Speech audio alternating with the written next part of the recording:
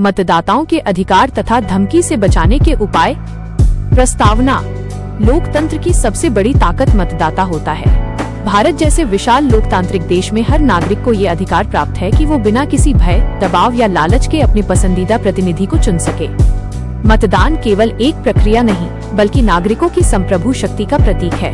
लेकिन दुर्भाग्यवश कई बार मतदाताओं को धमकी, डर, लालच, जाति, धर्म या धनबल के माध्यम से प्रभावित करने की कोशिश की जाती है।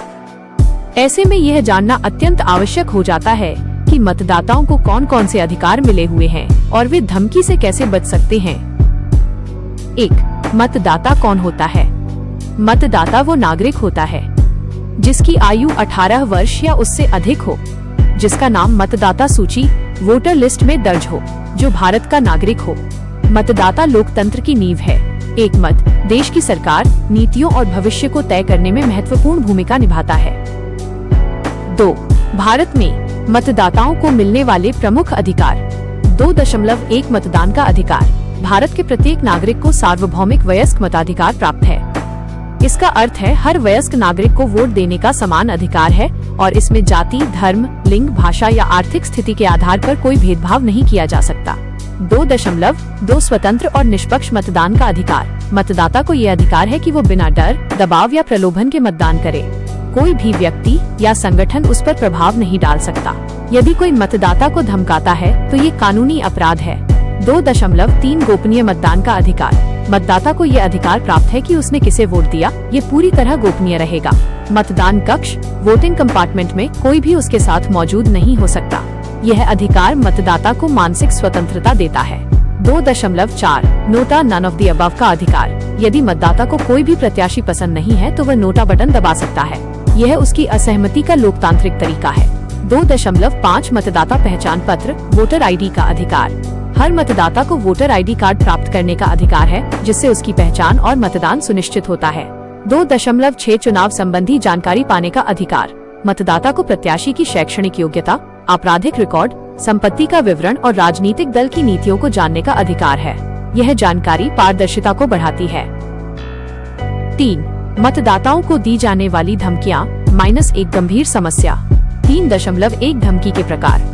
मतदाताओं को अलग अलग तरीकों से डराया जाता है, जैसे शारीरिक हिंसा की धमकी, सामाजिक बहिष्कार, नौकरी या लाभ छीनने की धमकी, झूठे मुकदमों का डर, जाति या धर्म के नाम पर डर। 3.2 धमकी के पीछे उद्देश्य। इसका मुख्य उद्देश्य मनचाहा वोट दिलवाना, मतदान से रोकना या चुनाव परिणाम को प्रभावित करना होता है। यह लोकतंत्र पर सीधा हमला है। 4. धमकी से बचाने के लिए कानूनी प्रावधान। 4.1 भारतीय दंड संहिता IPC धारा 171C मतदाता को प्रभावित करना अपराध है। धारा 171F धमकी देने पर सजा का प्रावधान। धारा 503/506 आपराधिक धमकी के लिए जेल और जुर्माना।